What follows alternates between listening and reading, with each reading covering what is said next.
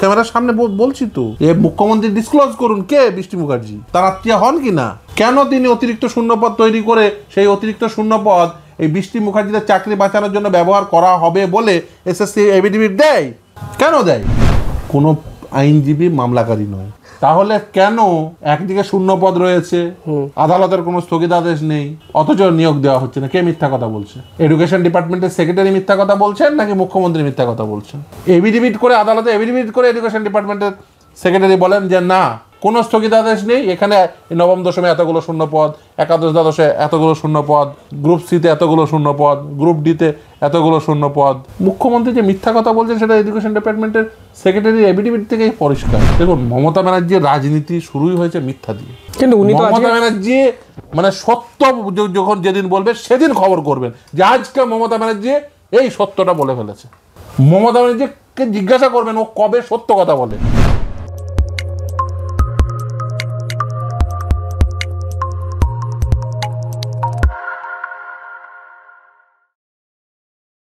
নমস্কার, আপনারা দেখছেন দ্য ইন্ডিপেন্ডেন্ট বেঙ্গল। আমি শিবম। প্রকাশ্য জনসভায় ফের একবার চাকরি প্রার্থীদের উদ্দেশ্যে কড়া বার্তা দিলেন মুখ্যমন্ত্রী মমতা বন্দ্যোপাধ্যায়। বলা ভালো চাকরি প্রার্থী নয়, চাকরি প্রার্থীদের আইনজীবীদের উদ্দেশ্যে বার্তা দিলেন। পরিষ্কার বললেন, চাকরি তো দিতে চাইছে সরকার, মামলা করে আটকে রেখেছে বাম এবং বিজেপি। এই নিয়ে কথা বলতে আমাদের সঙ্গে এই মুহূর্তে উপস্থিত আছেন আইনজীবী ফিরদৌস শামীম। প্রথমেই দ্য ইন্ডিপেন্ডেন্ট বেঙ্গলে স্বাগত। পরিষ্কার একদম মুখ্যমন্ত্রী পরিষ্কার প্রশ্ন তুলছেন, কেন মামলা করে চাকরি আটকে রাখা হয়েছে? তার কারণ মমতা বন্দ্যোপাধ্যায় তিনি নির্দিষ্টভাবে চান ভাইজি বৃষ্টি মুখার্জিদের চাকরি বাঁচাতে। আচ্ছা, কোনো আইনজীবীর ক্ষমতা আছে যে চাকরি আটকে রাখবে? আইনজীবী কি মামলাকারী? মামলা কারা করে? এই যে যেমন ধরেন নবম দশম, একাদশ দ্বাদশ, গ্রুপ সি, গ্রুপ ডি দেখছেন। আচ্ছা, এই নবম দশমে কে মামলা করেছে? শেতাবুদ্দিন, নাসরিন, এরা কারা? এরা আইনজীবী? এরা হলো যোগ্য চাকরি প্রার্থী, যাদের লিস্টে নাম আছে, তাদের চাকরি দেননি। এই যে নাসরিন খাতুন চাকরি দেয়নি, চাকরি দিয়েছে কাকে? জুই দাস, আজাদ আলী মির্জা, আমি যে নামগুলো বলছি না, এগুলো সব চার্জশিটেড ক্যান্ডিডেটরা, চার্জশিটেড হয়ে আছে। সিবিআই যে চার্জশিট জমা দিয়েছে সেখানে তাদের নাম আছে। এই যে আপনি বললেন মুখ্যমন্ত্রী ভাইজি বৃষ্টি মুখার্জি, এনার নামও কি চার্জশিটে আছে? না, নেই, থাকা উচিত ছিল। অন্ততপক্ষে যে রিপোর্ট আদালতে জমা দিয়েছে সেখানে আমি অন্ততপক্ষে খুঁজে পাইনি। খুঁজে পেলে নিশ্চিতভাবে আমরা খুঁজে পেতে চাই। পার্টিকুলারলি আপনি এই নামটা বললেন ক্যামেরার সামনে। ক্যামেরার সামনে বলছি তো, যে মুখ্যমন্ত্রী ডিসক্লোজ করুন কে বৃষ্টি মুখার্জি, তার আত্মীয় হন কি না, কেন তিনি অতিরিক্ত শূন্যপদ তৈরি করে সেই অতিরিক্ত শূন্যপদ এই বৃষ্টি মুখার্জিদের চাকরি বাঁচানোর জন্য ব্যবহার করা হবে বলে এসএসসি এফিডেভিট দেয়, কেন দেয়? কোনো আইনজীবী মামলাকারী নয়, আদালত আইনজীবী যা বলে দিচ্ছে তার উপর ভিত্তি করে আদালত অর্ডার দিয়ে দিচ্ছে। এ তো আদালতকে অসম্মান করা, সরাসরি আদালতকে অসম্মান করা, বিচারপতিদের অসম্মান করা। অর্থাৎ বাম আইনজীবী, বিজেপি আইনজীবী বলে কিছু হয় নাকি? আইনজীবী তার মক্কেলের হয়ে মামলাটি আদালতের সামনে প্লেস করে। আপনারা মামলা করেছেন বলে চাকরি হচ্ছে না, পরিষ্কার এই অভিযোগ মুখ্যমন্ত্রী করছে। এই অভিযোগ 21শে জুলাইয়ের মঞ্চে দাঁড়িয়ে মমতা বন্দ্যোপাধ্যায় এর আগেও করেছিলেন, আবার আজকে করলেন। হ্যাঁ, তারপরে আদালতের নির্দেশেই এডুকেশন ডিপার্টমেন্টের সেক্রেটারি আদালতে এফিডেভিট জমা করে বলে যে মুখ্যমন্ত্রীর বলা কথা বলবো, যদিও মানে সরাসরি সেটা বলা ছিল না, কারণ বলেছিল যে কোন আদালত জানতে চেয়েছিল যে কোন নিয়োগ প্রক্রিয়ায় এখনো পর্যন্ত স্থগিতাদেশ রয়েছে। নবম দশম স্থগিতাদেশ রয়েছে, একাদশ দ্বাদশ স্থগিতাদেশ রয়েছে, গ্রুপ সি স্থগিতাদেশ রয়েছে, গ্রুপ ডি স্থগিতাদেশ রয়েছে, নেই। উল্টে এই সমস্ত নিয়োগ প্রক্রিয়ায় কতগুলো শূন্যপদ আছে সেগুলো আদালতে এফিডেভিট করে জানিয়েছিল। মুখ্যমন্ত্রী বলেছেন, মনে থাকবে। তাহলে কেন একদিকে শূন্যপদ রয়েছে, আদালতের কোনো স্থগিতাদেশ নেই, অথচ নিয়োগ দেওয়া হচ্ছে না? কে মিথ্যা কথা বলছে? এডুকেশন ডিপার্টমেন্টের সেক্রেটারি মিথ্যা কথা বলছেন নাকি মুখ্যমন্ত্রী মিথ্যা কথা বলছেন? এভিডেভিট করে আদালতে এভিডেভিট করে এডুকেশন ডিপার্টমেন্টের সেক্রেটারি বলেন যে না, কোনো স্থগিতাদেশ নেই, এখানে নবম দশমে এতগুলো শূন্য পদ, একাদশ দ্বাদশে এতগুলো শূন্য পদ, গ্রুপ সিতে এতগুলো শূন্য পদ, গ্রুপ ডিতে এতগুলো শূন্য পদ। মুখ্যমন্ত্রী যে মিথ্যা কথা বলছেন সেটা এডুকেশন ডিপার্টমেন্টের সেক্রেটারি এভিডেভিট থেকেই পরিষ্কার। দেখুন, মমতা ব্যানার্জির রাজনীতি শুরুই হয়েছে মিথ্যা দিয়ে। কিন্তু উনি তো মমতা ব্যানার্জি মানে সত্য যখন যেদিন বলবে সেদিন খবর করবেন যে আজকে মমতা ব্যানার্জি এই সত্যটা বলে ফেলেছে। মমতা ব্যানার্জিকে জিজ্ঞাসা করবেন ও কবে সত্য কথা বলে। গৌতম দেব একটা কথা বলেছিল জানেন তো, প্যাথোলজিক্যাল লায়ার। আমি শব্দবদ্ধটা ব্যবহার করতে বাধ্য হচ্ছি। আর আমি বলবো ওর বাড়ির আত্মীয় স্বজনদের ইমিডিয়েট ডাক্তারের কাছে নিয়ে যান, ইমিডিয়েট ডাক্তারের কাছে ওকে নিয়ে যান।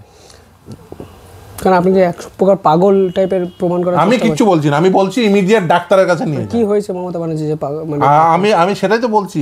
গৌতম দেব বলতো প্যাথোলজিক্যাল লায়ার, আর আমি ওর বাড়ির লোকজনদের বলবো ওকে ইমিডিয়েট ডাক্তারের কাছে নিয়ে যান। নাহলে এ কথা কেউ বলতে পারে? তার সেক্রেটারি এসে বলে দেয় যে না, স্থগিতাদেশ নেই, আর ও কি করে বলে? প্যাথোলজিক্যাল লায়ার ছাড়া কি হতে পারে? না, উনি আজকে পরিষ্কার বলেছেন কয়েক হাজার শিক্ষক নেব, শিক্ষকের পদ আমাদের রেডি আছে। অর্থাৎ মুখ্যমন্ত্রী বলছেন পদ রেডি, আদালতের হস্তক্ষেপে বিষয়টা আছে বলে উনি রেডি পদ শূন্যস্থান পূরণ করতে পারছেন না। আদালত হস্তক্ষেপ করলো কেন? আমি যদি তর্কের খাতিরে ধরেও নি যে আদালত ধরুন সব নিয়োগের স্থগিতাদেশ দিয়েছে, আদালত কি মানে উইদাউট এনি মেটেরিয়াল আদালত স্থগিতাদেশ দেয়? এটা আদালতকেও অবমাননা করা। আদালত যখন দেখে তার সামনে যে মেটেরিয়াল প্লেস হয়েছে, আদালত সেখানের উপর ভিত্তি করে যে এই নিয়োগ প্রক্রিয়ায় স্থগিতাদেশ দেওয়ার মতো যথেষ্ট কারণ রয়েছে তবেই স্থগিতাদেশ দেয়। আদালত মানে কেউ এসে কোনো আইনজীবী এসে বললো মৌখিকভাবে আর স্থগিতাদেশ দিয়ে দিল, বিষয়টা কি এরকম? এটা আদালতকেও অবমাননা করা। এই ভদ্র মহিলা কাউকে সম্মান দিতে জানে না, এই সমস্ত কথাবার্তা বলে আদালতকে অবমাননা করছেন। আদালত কি মনে করেন যে চোখ বন্ধ করে বসে থাকে? আদালত কিছু দেখে না, শুধুমাত্র মানে আইনজীবী বললো আর কি, মানে অন্য পক্ষের আইনজীবী থাকেন না তো? সরকার পক্ষের আইনজীবীরা কি করছিলেন? অন্য পক্ষে যে সমস্ত আইনজীবীরা, তাদেরকেও তো অসম্মান করা। তারাও তাদের মামলা প্লেস করেন, আমরা আমাদের মামলা প্লেস করি, আদালত এই উভয় পক্ষের যে যুক্তি, সেই যুক্তির মধ্যে যেটা গ্রহণযোগ্য যুক্তি সেটার উপর ভিত্তি করে রায় প্রদান করে। রায় আপনার পছন্দ না হলে উচ্চতর ফোরামে যাবেন, যেমন গেছিলেন। কিন্তু এই আদালতের উপরে অবিশ্বাস তৈরি করানোর জন্য এই ধরনের মন্তব্য, কটু মন্তব্য করা যে আদালত স্থগিতাদেশ দিয়ে রেখে দিয়েছে, এটা মানুষ মানে লোক খেপানো। উনি তো বলেছেন যে ইচ্ছাকৃতভাবে লোক খেপানো আদালতের বিরুদ্ধে। না, এক্স্যাক্টলি এটা বলছে ইয়ং ছেলে মেয়েদের চাকরি হচ্ছে না, না হলে শুধুমাত্র শিক্ষক পদেই 60,000 থেকে 70,000 চাকরি হতো। প্রশ্নটা হলো চাকরি হচ্ছে না কেন? হচ্ছে না তার সিম্পল কারণ একটাই, সেটা হচ্ছে মমতা ব্যানার্জি তার আশেপাশে সেই সমস্ত লোকদের বসতে দিয়েছেন যারা টাকা খেতে পছন্দ করে, অন্য কোনো খাবার নয়। মমতা ব্যানার্জি তো পছন্দ করেছিলেন পার্থ চট্টোপাধ্যায়কে, পাশে নিয়ে বসাতেন, নাম্বার 2 বানিয়েছিলেন তার বান্ধবীর বাড়িতে 52 কোটি টাকা। তা আপনি যদি যাকে পাশে নিয়ে বসাবেন তার বান্ধবীর বাড়িতে যদি 52 কোটি টাকা পাওয়া যায়, তো খুব স্বাভাবিকভাবে সে নিয়োগে দুর্নীতি হয়েছে, নিয়োগে দুর্নীতি করে বান্ধবীর বাড়িতে টাকা জমিয়েছেন। তাকেই তো পছন্দ মমতা ব্যানার্জি। মমতা ব্যানার্জি একটা সৎ লোক পছন্দ। মমতা ব্যানার্জির পছন্দ কাকে? শওকত মোল্লা, বোম মারা শওকত, ঘুষ খাওয়া পার্থ, টাকা খাওয়া মানিক। এই হচ্ছে মমতা ব্যানার্জির পছন্দের লিস্ট। কারণ মমতা ব্যানার্জি জানে যে কাকে বোম মারার জন্য ইউজ করা যাবে আর কাকে ওই পয়সা কালেকশনের জন্য ইউজ করা যাবে। সেই জন্য মমতা ব্যানার্জি শওকতকে পছন্দ করে আর পার্থদের পছন্দ করে। মমতা ব্যানার্জির পছন্দের লিস্ট হচ্ছে পয়সার বোমা, বোম আর টাকা, এই দুটো হচ্ছে মমতা ব্যানার্জির সব থেকে পছন্দের খাওয়া। কিন্তু মুখ্যমন্ত্রী পরিষ্কার বলছেন যদি কোথাও কোনো অন্যায় হয়ে থাকে তা অবিলম্বে খুঁজে বার করা হোক, শূন্য পদে চাকরি হোক। আপনাকে প্রশংসা করতেই হবে, মুখ্যমন্ত্রী শূন্য পদে চাকরি হোক। সেই জন্য তো বলছি যে চাকরি হচ্ছে না কেন, হচ্ছে না কেন? তাহলে আপনার সেই প্রশাসনিক দক্ষতা নেই।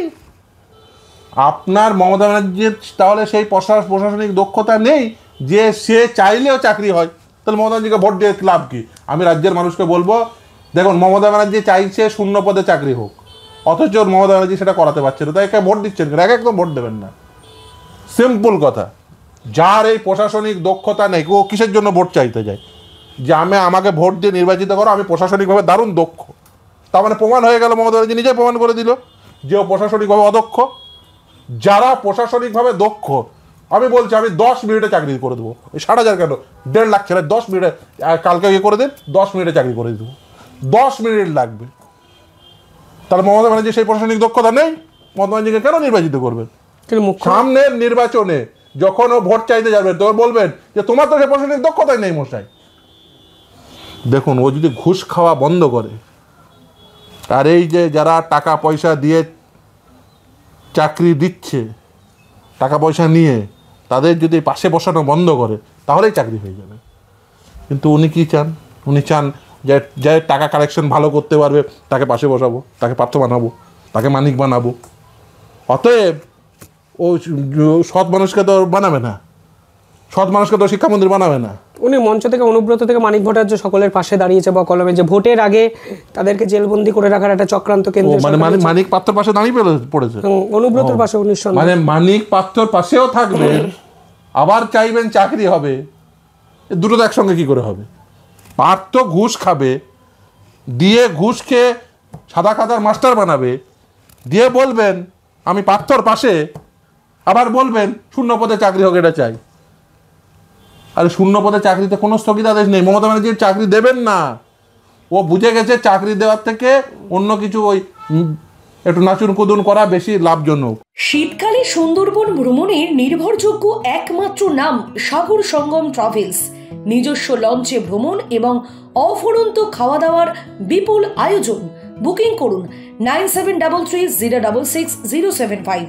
আমি একটু আইনত একটু জিজ্ঞাসা করছি, সত্যি কি নিয়োগে বাধা দিচ্ছে কোর্ট? মানে এক্স্যাক্টলি কি নিয়োগে কোনো স্থগিতাদেশ কোর্টের তরফ থেকে আছে? কারণ মুখ্যমন্ত্রী একটা বলছেন, আপনাদের ভাষণ একটা, আসল কথাটা কি আইন কি বলছে এই মুহূর্তে আদালত? আসল কথা আপনার দর্শকদের বলবো। হ্যাঁ, দেখুন, এই যে এবিডিবির আদালতে জমা করেছিল না হ্যাঁ, এডুকেশন ডিপার্টমেন্টের সেক্রেটারি, আমি বলবো সেই এভিডেভিটটা একটি অর্ডারে কোট করা আছে, সেই এভিডেভিটের অংশটি দয়া করে দেখাবেন, জনগণ বুঝে যাবে যে আসলে মমতা ব্যানার্জি সত্য কথা বলছেন নাকি তার সেক্রেটারি সত্য কথা বলছেন।